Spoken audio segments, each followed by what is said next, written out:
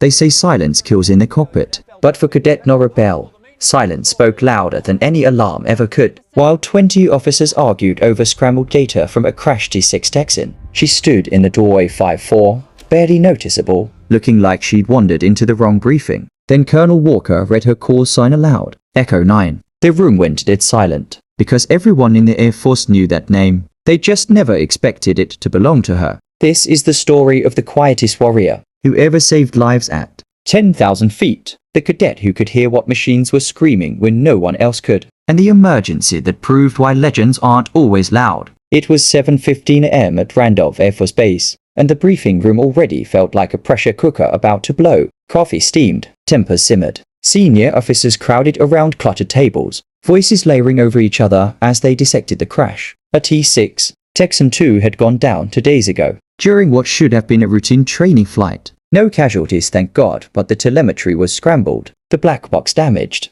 and answers were dangerously few. Colonel Grant Walker stood near the head of the table, arms crossed. Decades of experience etched into the furrows of his brow. He'd seen enough accidents to know when an investigation was running on fumes. This one was about to stall completely. He scanned the roster of incoming personnel just as the door opened. Soft footsteps. Quiet entrance. Cadet Norah Bell stepped through. She looked wrong. Not incompetent wrong. Too young. Too slight. Uniform pressed to perfection. Chin high. But her face gave away nothing. She had that quality of furniture you walk past every day without really seeing. A few officers glanced up from their notes. One raised an eyebrow. Another leaned toward his colleague and whispered just loud enough to carry. That's the help they're sending. Walker's eyes stayed on the roster. His thumb hovered over her name, then moved to the call sign listed beside it. His lips moved before his brain caught up. Echo 9. The words came out low but clear, and they hit the room like a flashbang. Silence. Even the scratch of pen on paper stopped. Chairs shifted. Eyes turned.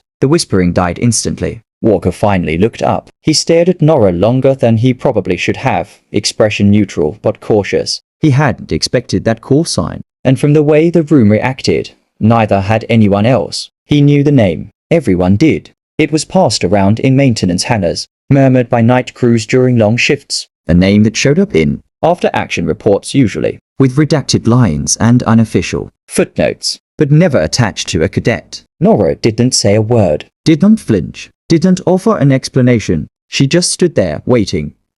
Calm, still, like someone who'd walked into dozens of rooms like this before and had never needed to speak first to be heard. And for a long moment, nobody else spoke either. Let me take you back, because Norah Bell wasn't always a cadet. And Echo 9 wasn't always a legend. 3 years earlier, she'd been Crew Chief Bell at 10. Thunderbolt maintenance at Kandahar Airfield, Afghanistan. She barely cleared 5-4 then 2. And back then, just like now, people underestimated her constantly, until her aircraft never failed. Not once, not ever. In 2 full tours downrange, not a single A-10 in her squad ever had to abort for mechanical failure. Not one emergency landing due to maintenance error. Not one pilot coming back angry because their bird didn't perform. Her fellow maintainers called it luck at first, then they called it instinct. Then they stopped trying to explain it altogether and just started calling it magic. Because Norah didn't work from checklists alone. She worked from something deeper. She could listen to an engine run and tell you which bolt needed a torque adjustment. No diagnostics, no computers, just her ears. She'd stand on the flight line at dawn, hands in her pockets, eyes closed, while an attendance to interbophone spooled up. And she'd know, a slight hitch in the compressor, a fractional delay in the fuel flow, a vibration that didn't belong. Her pilots trusted her more than they trusted their instruments. But it was one incident, one impossible, inexplicable moment that earned her the call sign that would follow her forever. It happened during her second deployment. An A-10 had gone down after takeoff, catastrophic engine failure. No warning. The pilot ejected safely, but the investigation stalled immediately. Engineers threw every diagnostic tool they had at the wreckage. They found nothing conclusive. Days passed. Theories multiplied. Blame started circulating. Then Norah made a request that seemed insane. Let me hear the black box audio. Just the audio. Nothing else. They thought she was joking. When they realized she wasn't, they thought she was wasting time. But someone, maybe out of desperation, maybe out of curiosity, said yes. She sat alone in a small room with nothing but a pair of headphones and 10 minutes of cockpit audio. Engine whine, pilot breathing, cockpit chatter, radio static. 10 minutes. When she came out, She handed over a yellow legal pad with 3 handwritten notes. 1. Right side compressor surge progressive. 2. Prop governor delay 0.4 for seconds. 3. Cockpit warning muted manually. The investigation team stared at her like she'd just spoken in tongues. 2 days later, every single point was confirmed. The report went up the chain stamped classified before it even hit the second page. But the nickname stuck. Echo because she heard what no one else could. 9 because she'd solved 9 separate flight incidents that deployment alone. From that day forward, Crew Chief Norah Bell became Echo 9, and the legend grew quietly, passed between maintainers and pilots like a secret you didn't want to say too loud in case it disappeared. When she applied for officer training school 2 years later, her file was thin. No commendations, no fanfare, just a note buried in her service record. Former crew chief, 2 tours, exceptional technical intuition, and one other thing, handwritten in the margin by someone who knew. Call sign.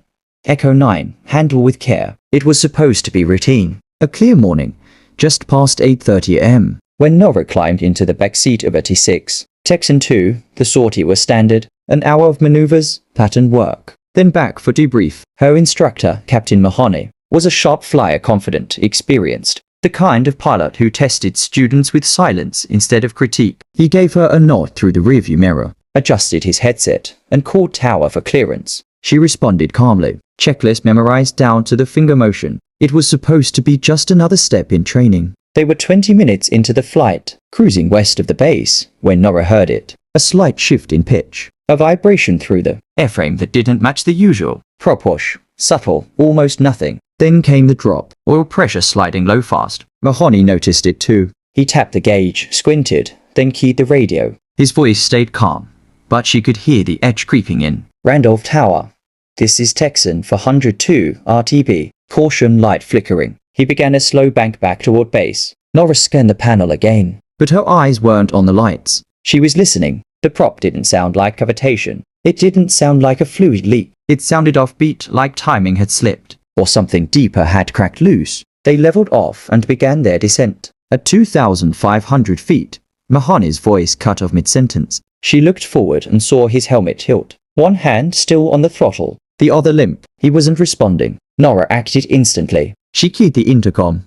No answer. Her fingers reached forward over the seatback mixture idle, cut off, properly feathered. She grabbed the stick from the rear cockpit and adjusted pitch. Holding glide slope toward the auxiliary runway. Tower kept hailing the call sign. She kept her tone even, steady. Randolph Tower, Texan for 102, declaring emergency. Instructor unresponsive, executing power of landing. She brought them down in one smooth arc. Gear down, flaps 30. The tires hit hard but clean. Nose wheel tracked centerline. At 9:02, the T-6 rolled to a stop near midfield. She popped the canopy and climbed out before ground crew arrived. Mahoney was still breathing, pulse faint, skin pale. She pulled his harness, stabilized his airway, and flagged down medics by hand. Then, while they worked, she took out her notepad and began sketching the landing path. Wind direction, engine status at every stage. By 9:15, the aircraft was in hangar inspection. By 9:30, Mahoney was in cardiac care. They said it was a minor stroke. If they'd stayed airborne 5 minutes longer, it would have been fatal. Later that week, she read the after-action report. Her name was mentioned once. Cadet Bell assisted post-landing coordination. No mention of her flying the final descent. No credit for managing the emergency. No line about how she knew something was wrong before the gauges ever said so. It didn't surprise her. She just folded the report, slid it into her notebook, and moved on. But others noticed, and they started talking. The room was colder than it needed to be. It was 10:20 am when Colonel Grant Walker stepped into the analysis bay and called for Norah Bell. 4 officers and 2 engineers were already there, hunched over displays of half-decoded telemetry and distorted cockpit audio from the training flight that had crashed. The week before, nothing obvious stood out. One magneto had failed, maybe both. The checklist sequence seemed off, but nobody could say for sure what happened, or why the engine lost rhythm before the spin began. Walker didn't say much. He just gestured for Norah to sit. They handed her a headset. No visual, just audio. Raw cockpit channel. The waveform hadn't been cleaned yet. Static fuzzed at the edges. A few murmurs passed between the engineers. Some of them still weren't convinced she should even be there. She nodded once, placed the headset over her ears, and closed her eyes. The room felt silent, except for the soft tick of the wall clock and the occasional Squeak of a boot shifting on tile. She listened for 40 seconds. No notes, no keyboard, no rewinding. Then she took off the headset and looked at Walker. Left magneto failure. Progressive misfire cascade. Engine stumbled on the load. Instructor went to checklist Bravo instead of Alpha. That delay widened the power cap and locked the mixture. Then they lost combustion symmetry. Altitude and speed did the rest. No dramatics, just data. Said like she was explaining why toast had burned. One of the engineers blinked. Another shifted his eyes to Walker. Nobody spoke right away. She'd just said in under a minute what 6 hours of decoding and 2 dozen diagnostic simulations hadn't yet confirmed. Walker didn't smile, but his brow lifted slightly. The tension that usually hung around his shoulders loosened just a notch. He nodded once. 3 hours later, the final report came in from the avionics team. Everything she'd said matched, line for line. None of it had been on a chalkboard. None of it had been projected onto a screen. She had heard it in the hum of the engine, in the rhythm of the pilot's breathing, in the 2-second hesitation before a switch had clicked. That night, someone wrote E9 on the corner of the whiteboard next to the day's findings, just small letters. No one said who did it. Walker never brought it up again. But the next morning, when she walked into the same room at 7:15 a.m., no one questioned why she was there. The call came through at 7:45 p.m., just as the sun slipped behind the mountains near Tucson. A UAV had gone dark south of the Arizona-Mexico border. Last ping placed it in a narrow ravine known for cartel activity and bitcoms. The data feed cut mid-transmission. Electronic interference was suspected.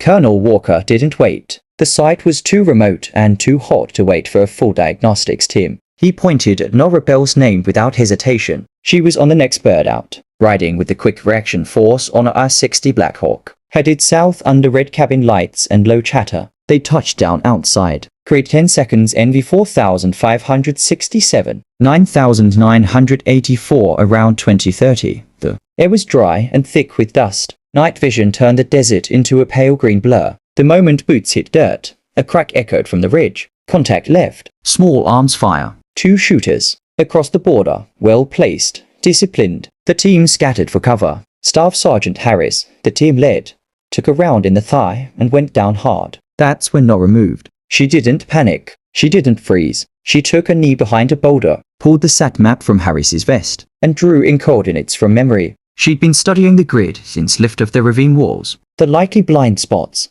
The path the UAV would have taken under low flight. She pointed to 2 soldiers and signaled flank security with hand gestures. 15 meters spread, west and northwest arcs. Her voice stayed even, clipped, clear. Spectre 21.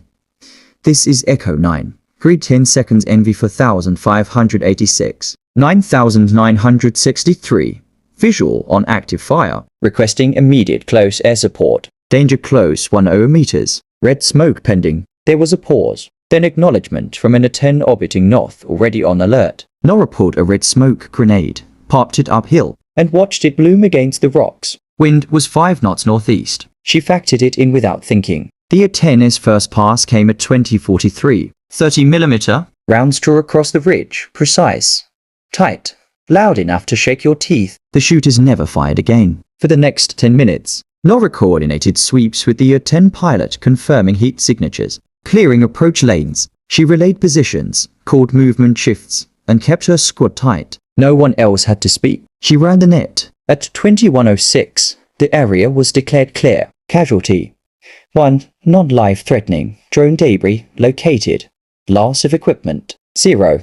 Loss of life 0. They loaded back onto the bird just past 2110. The flight back was silent. In the debrief, no one said much, just the usual reports. Formal phrasing. Mission codes. But 2 of the operators who had flanked west walked by Norah that night, outside the barracks. They didn't nod, didn't stop, but one of them said low enough for only her to hear. You earned that call sign. And for the first time since she'd stepped into that desert, she let herself believe it. It was just past 10:20 a.m. when the door to the operations room opened and Norah Bell stepped through. Her boots still carried a trace of red dust from the landing zone. Her uniform smelled faintly of JP8 and desert heat. The room was quiet, not the kind of silence that came from boredom or waiting, but the kind that pressed against your chest. No one said anything. Chairs shifted. A few officers who had once questioned why she was even there now rose from their seats without thinking. Their eyes followed her. Not out of curiosity, but out of something slower,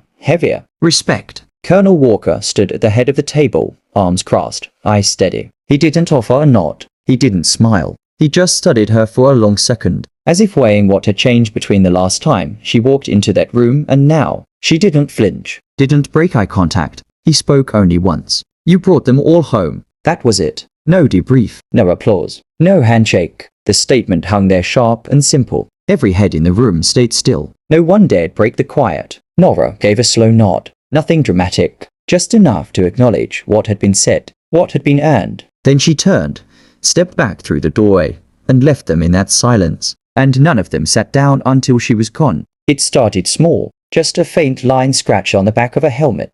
Then another beneath the control stick of a T-6 parked near the edge of the ramp. Within a week, instructors began noticing it scratched into kneeboard edges, scribbled on maintenance whiteboards, etched softly into the corner of classroom desks. E9. No one explained it. No one needed to. It wasn't loud, wasn't formal. It just appeared passed quietly from one cadet to another, like a story not meant to be shouted, only carried. The ones who used to doubt her never issued apologies. They just changed the way they spoke when her name came up. More careful, more certain. They told the story without embellishment. No medals, no drama, just what happened, as it happened. Norah Bell refused every interview. She skipped every ceremony. When the base commander offered accommodation, she thanked him and stayed on the flight line. She didn't need a plaque. She already had what mattered. Was 7:15 a.m. when she walked out to the ramp alone. The sun was just beginning to warm the tarmac. The T-6 Texan sat still, dew drying slowly on its wings. She sat beside it,